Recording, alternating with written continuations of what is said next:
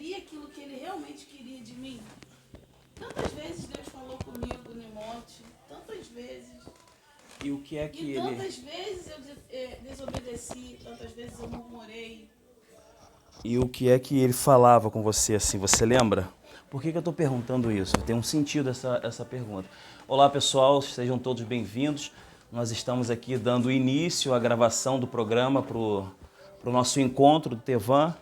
E a gente iniciou aqui uma conversa e logo no andamento a gente já vai deixar todos cientes e a par de toda a conversa. Pode falar, Lisa. E aí, ele, né, eu ia muito a monte e ele me falava, eu comecei a trabalhar, trabalhava, e chegou um determinado tempo que eu fazia muita coisa, eu era muito por vaidade, vaidosa demais, vaidosa, tudo por vaidade. Né? Eu cheguei a um determinado tempo da minha vida que eu estava usando mais o dinheiro para minhas vaidades do que...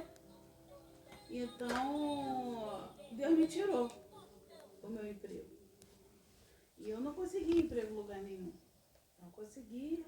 Eu subi no monte e Deus falou claramente comigo que você pode procurar o emprego que for, que eu não te darei nada. Nada. Você vai aprender a viver o que eu vou te dar. E eu darei aos corvos para dar a você, mas a você, nas suas mãos, não te darei nada. E eu levei 5 anos da minha vida sendo alimentado por corvos, como diz a Bíblia. Né? Então, assim, parece que hoje, depois disso tudo, parece que eu não aprendi nada. Aí eu comecei quando o Senhor me mandou o emprego de novo, eu comecei a dar continuidade a tudo, aí escolhi a faculdade por vaidade também, não pedi direção a Deus, eu queria dizer, qual a profissão que não te deixa desempregada? E foi indo, pessoas me ajudando na profissão que não te deixa desempregada. Mas na época eu queria fazer teologia, a faculdade de teologia, né? O pastor também na época queria que eu fizesse teologia, chegou até ver para mim E eu não me importei com o que Deus queria. O que Deus queria de mim? Qual era o... Deus queria isso? O propósito que Deus estava... que Deus estava me dando ali naquele momento? Era realmente aquilo que eu pensava de mim mesmo. Eu não botei o joelho no chão em nenhum momento e falei, Senhor, é exatamente isso? É isso que o Senhor quer de mim? É essa faculdade? Me direciona para onde o Senhor quer que eu vá. Né? E eu acho que isso é um dos maiores erros que a gente pode cometer. Quando a gente está na presença de Deus, quando a gente está num momento assim, sabe, único com Deus, Deus falando com a gente o tempo todo, e a gente não parar e ouvir o que Deus quer realmente de nós. Aí eu faço uma escolha que Deus parece que está me falando até hoje. Não. Mas isso é forte demais, hein? Não. Eu vou e Deus fala, não. E aí eu vou e Deus fala, não. Não. E aí? Aí eu falei, Senhor, eu estou vivendo lá atrás, há anos atrás, onde o Senhor chegou para mim no monte e falou assim, ó, não. Isso. É eu que te dou, é eu que faço, e você tem que viver mais para mim. E aí a gente tem que botar a nossa ansiedade de lado. O que a gente faz com a nossa ansiedade? A gente tem que descansar no Senhor. Né? Eu sei que muitas vezes é muito difícil para quem vive do nosso lado. Às vezes vê o tanto investimento que foi feito, né? O tempo. Tempo, investimento, tive que deixar minha filha pequena para me dedicar. Então, assim, é muito difícil para quem está do nosso lado compreender quando a gente fala, é o tempo de Deus. Deus não vai deixar faltar nada. Porque nunca me deixou faltar nada. E é verdade. eu fiquei 5 anos desempregada, sem vir recurso de lugar nenhum. Nenhum.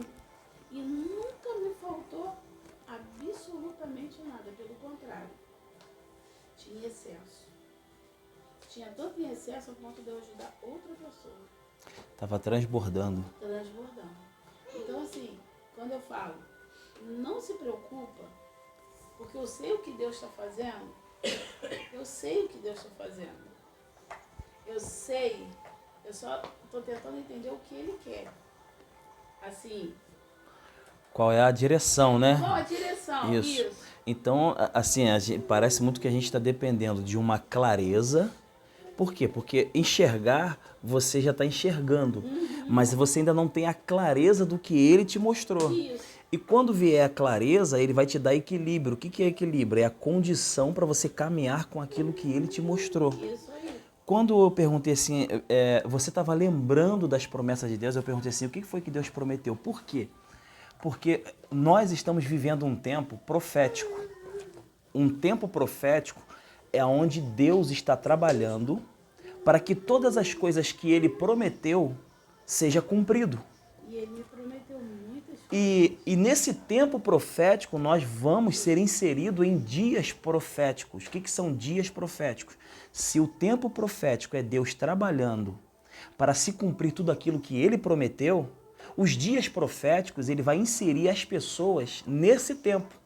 Então, tudo que Ele prometeu para você, Ele vai começar a trabalhar em sua volta para que você viva aquilo que Ele prometeu. Mas para isso nós temos que mover a mão de Deus através da nossa fé. Aí quando eu pergunto para você, Lídia, você lembra da promessa? Por quê?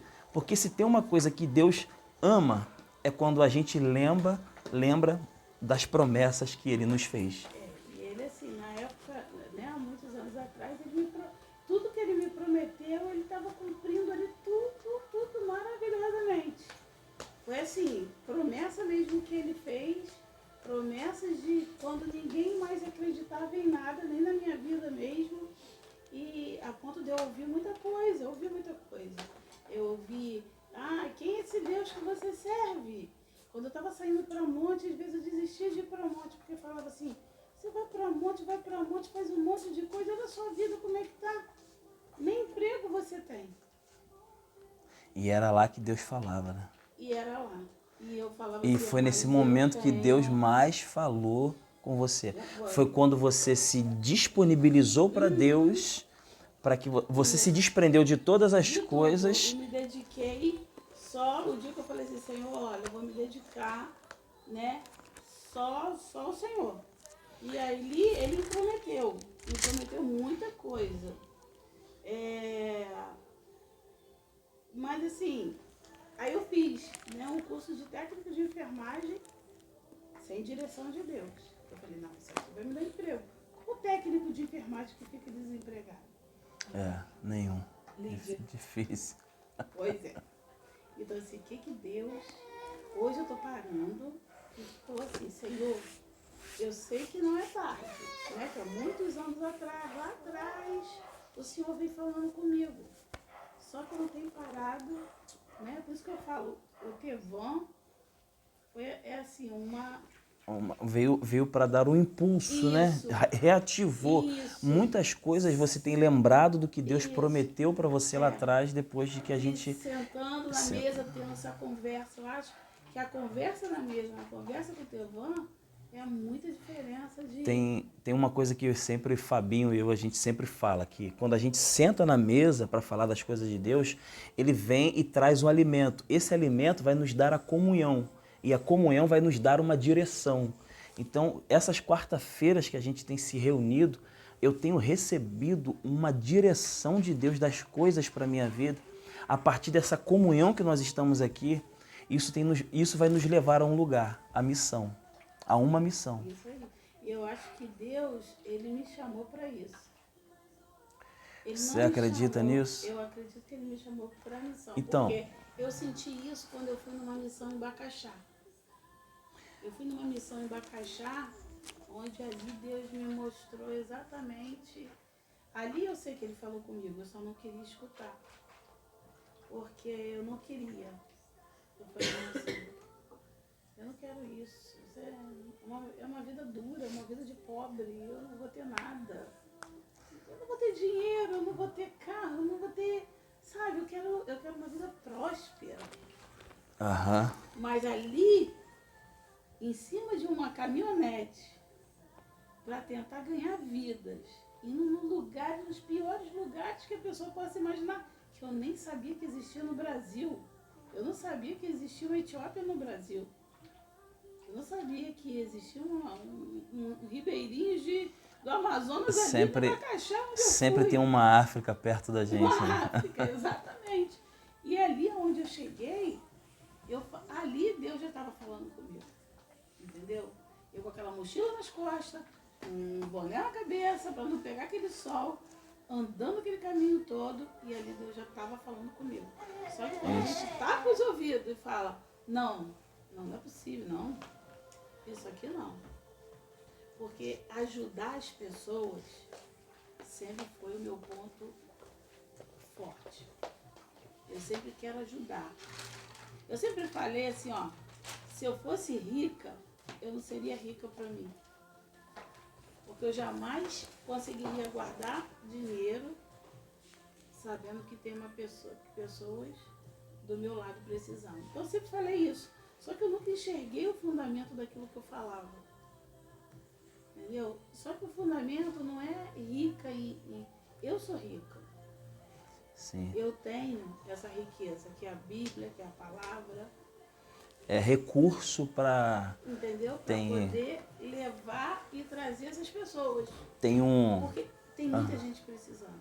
Tem uma vez, perguntaram para um pastor perto ali do Guanabara, né? Aqui em São Gonçalo, ali perto do Guanabara, na Avenida Maricá. Aí esse pastor tem uma igreja perto do Guanabara. Aí perguntaram para ele, se você ganhasse 10 milhões de reais, o que você faria com esse dinheiro? Aí ele compraria o Guanabara. Muitas pessoas chegaram e falaram assim, achando que ele queria ser o dono do mercado. Ele disse, não, eu ia potencializar essa igreja que nós temos e ia passar para ser aquele espaço lá do Guanabara. Ou seja, ele estava fazendo um trabalho e se ele ganhasse dinheiro, ele ia potencializar o que ele já estava fazendo. E a pergunta é, quando é que Deus sabe que nós estamos preparados para ganhar dinheiro? É quando ele tem a certeza de que nós vamos potencializar algo para o reino do que já estamos fazendo. Então, talvez essa obra que nós estamos envolvidos, talvez a provação, quando Deus vem provar o teu coração e você sente vontade de potencializar isso que já estamos fazendo, é o momento em que Deus ele se certifica de que estamos preparados para ganhar dinheiro. Porque ele não vai promover homens. Olha só, Deus ele não vai patrocinar sonhos de ninguém, a não ser que os sonhos sejam dele. E a pergunta é essa, Mir, como é que a gente consegue saber se um sonho é meu, se um sonho é seu e se um sonho é de Deus? É muito simples. Se um seu sonho, Samir, se realizar hoje, quantas pessoas se beneficiam? Você, sua esposa, seu filho, seu neto? Ou um bairro inteiro vai se beneficiar se Deus realizar um sonho seu? Se Deus te trouxer muito dinheiro. Então, quando você pensa que o sonho vai se beneficiar só 5 ou 6 pessoas, esse sonho é nosso. Agora, quando o nosso sonho ele vai se realizar e um bairro inteiro se beneficia, você pode ter certeza que esse é o sonho de Deus. Lembrando que José, quando teve um sonho, uma nação inteira se alimentou do sonho que se realizou dele. Então, os sonhos de Deus é aqueles sonhos que vão servir para alimentar uma nação. Quando você disse assim, Lídia, eu ouço a voz de Deus e eu preciso que Ele organize algumas coisas para eu ter a clareza e ter a direção do que vou fazer. Eu li um texto aqui, que está lá em Mateus capítulo 1, versículo 18 e 19, é o nascimento de Jesus Cristo. Aí diz assim, ora, o nascimento de Jesus Cristo foi assim, estando Maria, sua mãe, desposada com José, estava sem esposo, antes de se ajuntarem, ela era noiva e não havia se casado. Achou-se ter concebido do Espírito Santo. Uma menina noiva, sem ter coabitado com o marido, estava grávida do Espírito Santo. O marido dela, o noivo dela, José, disse assim, então José, seu marido, como era justo e não queria infamar, intentou deixá-la secretamente. E projetando ele isso, eis que em sonho lhe apareceu um anjo do Senhor dizendo: José, filho de Davi, não temas receber Maria, tua mulher, porque o que nela está gerando é do Espírito Santo. O que eu quero dizer com isso? Quando Maria vai receber o anjo, e o anjo vai dizer assim, olha, você vai conceber um filho através do Espírito Santo. Ela estava acordada. Agora, quando José entendeu tudo errado, ele precisou estar dormindo para que o anjo falasse com ele para consertar muitas coisas. Ou seja, para Deus nos esclarecer muitas coisas, nós vamos precisar parar e ouvir o que Deus está falando. Tem mensagens de prosperidade, Lídia, que nós vamos poder ouvir andando, conversando, mas se a gente quiser esclarecimento e consertar muitas coisas na nossa vida, nós vamos ter que fazer isso que nós estamos fazendo aqui. Nós vamos ter que parar e ouvir o que Deus está falando.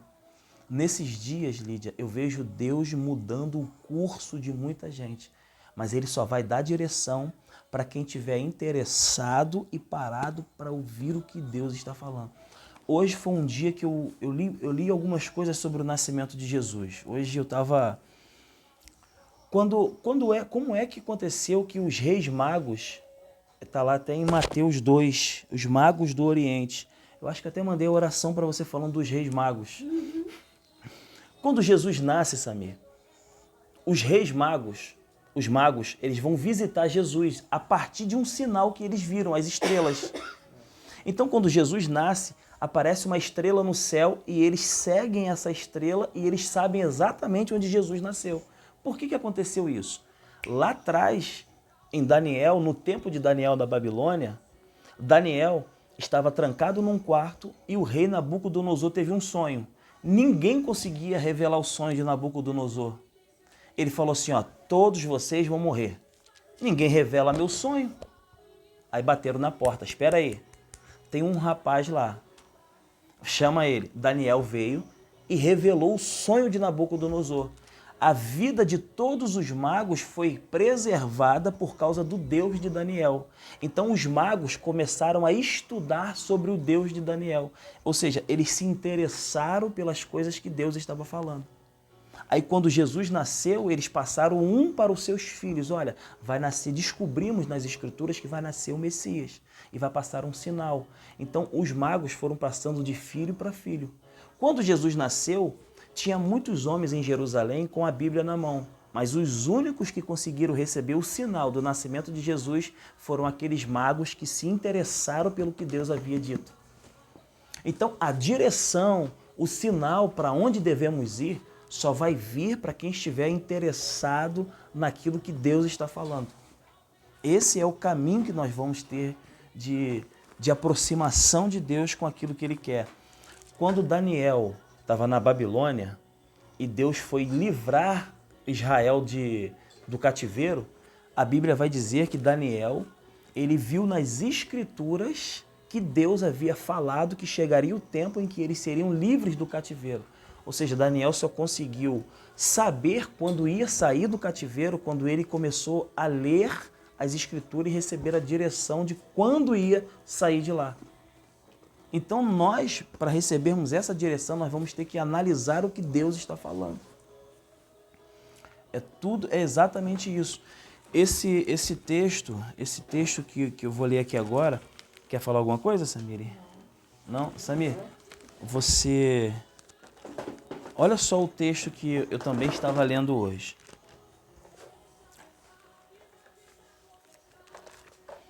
Gênesis 28, 20. Olha só. Que a gente vai chegar um pouco da compreensão de tudo que a gente está falando. Gênesis 28, 20. E diz assim, ó. E Jacó fez um voto dizendo, se Deus for comigo e me guardar nesta viagem, que faço, e me der pão para comer e vestes para vestir. Jacó, ele tem um encontro com Deus, além daquele val do Jaboque, ele vai ter um sonho.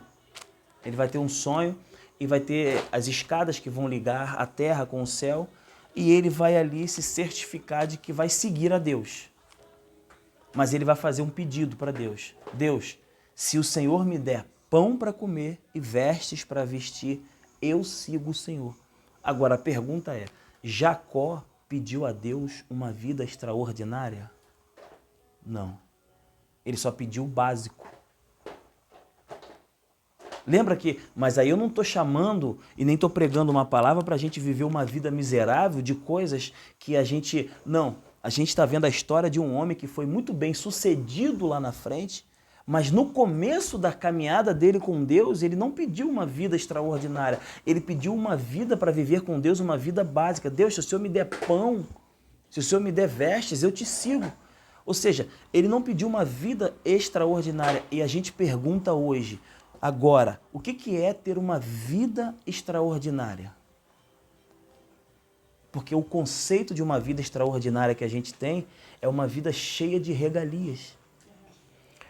E a gente vai encontrar na Bíblia que uma vida extraordinária com Deus é uma vida bem vivida com Deus. É uma vida que a gente está sempre dependendo dele. Porque quando Jacó, Samir, quando Jacó pede a Deus pão e vestes, ele está pedindo a Deus uma vida básica. Porque a gente não cansa quando a gente trabalha para manter o básico. A gente só se cansa quando a gente quer manter o extraordinário na nossa vida. Porque quando a gente luta, quando a gente trabalha para manter as coisas boas e extraordinárias, a gente só vive pensando nas finanças. Agora, quando a gente trabalha para manter o básico, a gente pensa nos investimentos. E Deus não chamou a gente para viver uma vida pensando muito mais nas finanças. Ele nos chamou para a gente viver coisas em financiamentos, em investimentos, financiamento, em investimentos. Mas quando a gente fala de investimentos, a gente leu aqui em Mateus capítulo 6, que é para ele, quando ele diz em Mateus capítulo 6, que ele diz assim, ó, não coloque o seu tesouro nas coisas da terra, mas nas coisas do céu. Quando ele chama a gente para viver uma vida de investimentos, o que tem mais de eterno nessa vida? A própria vida. Então, quando a gente se reúne num lugar como esse, para a gente estudar a palavra de Deus e definir o sentido do que Deus quer dar para a gente enquanto ministério, nós estamos investindo em vidas. E você quer mais coisas eternas nessa vida do que uma vida para Deus? Então, muitos estão se reunindo nesse momento para saber aonde que vai ser o investimento das bolsas de valores para a gente crescer. E nós estamos aqui ganhando um tempo precioso falando da palavra de Deus. O provérbio diz que a diferença do sábio e do tolo é naquilo que ele gasta seu tempo. E a gente pergunta em que é que nós estamos gastando o nosso tempo hoje? Aonde é que tudo isso vai nos levar? Porque de uma coisa é certo. Quando a gente luta para manter uma vida extraordinária, a gente se cansa.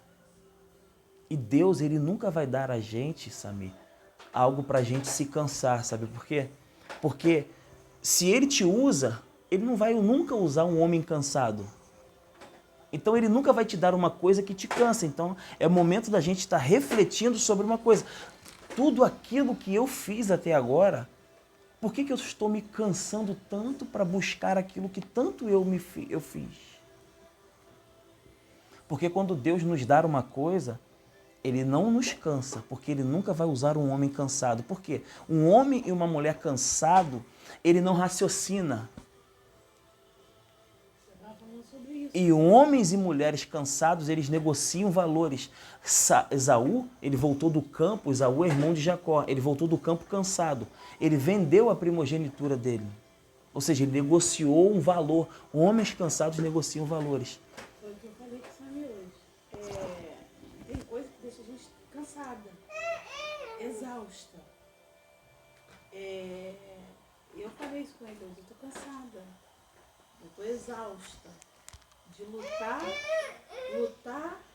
por alguma coisa que talvez Deus não me queira naquilo.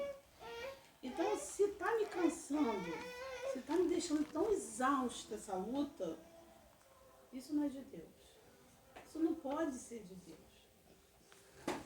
Porque tem coisa que deixa a gente cansada. E eu, quando trabalho no varejo, né, que a gente tem uma folga só na semana, eu sempre perguntava para Deus assim, Senhor, isso é mais importante, né, principalmente os domingos, eu sempre perguntava, será que estar aqui é mais importante do que estar com minha família? Será que estar aqui é mais importante do que estar sentada na mesa, almoçando, no domingo, sorrindo no meio da minha família? Eu tenho 51 anos. O que é importante para mim? O que é mais importante?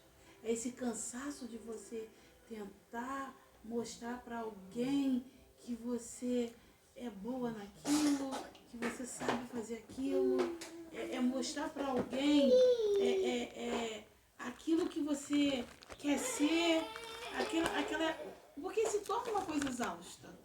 Você tem que lutar, lutar, lutar, e aí no domingo você para e pensa assim, ó, Senhor, né? É isso aqui mesmo? Será que valeu a pena? Será que valeu a pena?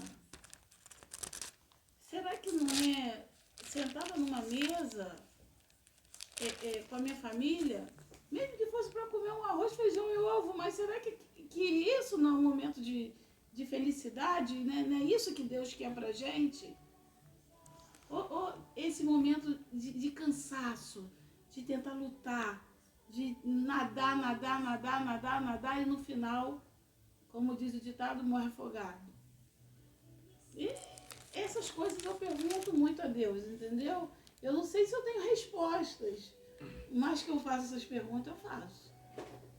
Porque eu acho assim, parece, quando minha filha era pequena, parece que eu não aproveitei o suficiente. Não vivi com ela o suficiente. Não vivi com ela o suficiente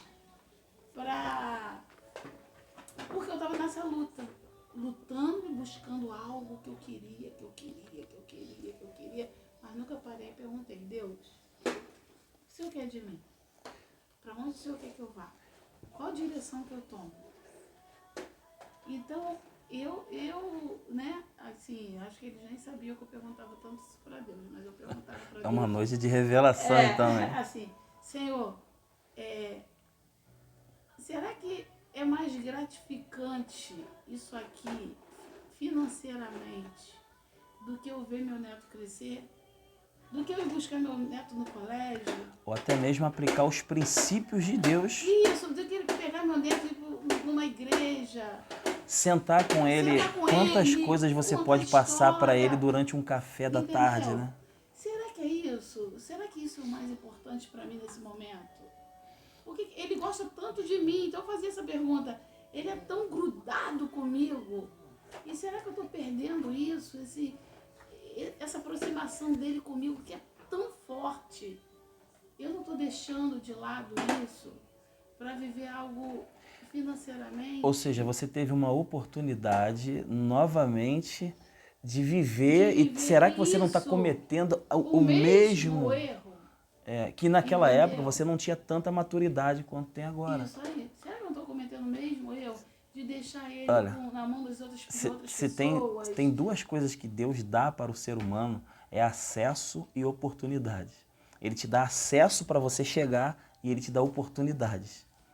Será que você não está vivendo uma vida... Por que ele é tão agarrado com você? Porque ele é de um jeito comigo que nem eu mesmo entendo. Né? Eu acho assim, se ele pudesse, ele morava comigo, não morava com a mãe. Então assim, eu não estava entendendo isso. E eu estou começando a entender isso. Dessa maneira. Deus está me mostrando, olha.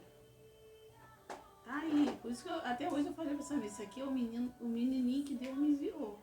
Porque assim, tá aí. Tá a sua oportunidade aqui. Eu tenho 51 anos.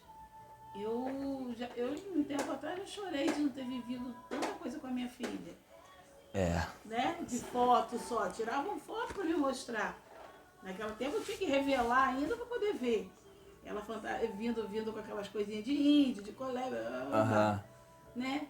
Será que deu o tempo de eu viver? Meu marido está quase se aposentando. É só nós dois. Será que não é o tempo da gente viver? Já vivemos tantos anos afastados. Ou seja, com o que você vai gastar o seu tempo daqui a seus próximos 10, 15 anos? Saindo meio-dia de casa e retornando meia-noite? Quando você então, falava... eu fico parada hoje e fico pensando. Quando você falava, Lídia, sobre que você trabalhou e o resultado, eu separei um texto aqui que vai nos dar assim, uma resposta muito boa. Ezequiel, capítulo 17, 24, diz assim, ó, assim saberão, isso é Deus falando, assim saberão todas as árvores do campo, que eu, o Senhor, abati a árvore alta e elevei a árvore baixa. Sequei a árvore verde e fiz reverdecer a árvore seca. Eu, o Senhor, o disse e o farei. Ele está dizendo que ele, se tem uma árvore muito grande, é ele que abate. Se tem uma árvore muito pequena, é ele que levanta. E ele vai fazer isso para dizer que ele é Deus. Ou seja, nós achamos que nós fomos criados para dar resultados, mas não, nós fomos plantados para dar frutos. Quando a gente vive uma vida de faculdade, de informações, nós estamos em busca do resultado. E o resultado ele pode vir num momento bom.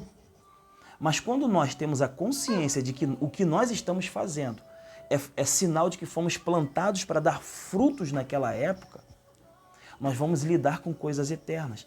Quem sabe você esteve atrás de um resultado pelaquilo que você construiu. E quem sabe aos 51 anos não é tempo de você dar frutos pelo que você foi plantada. Porque quem criou as estações não foi o homem.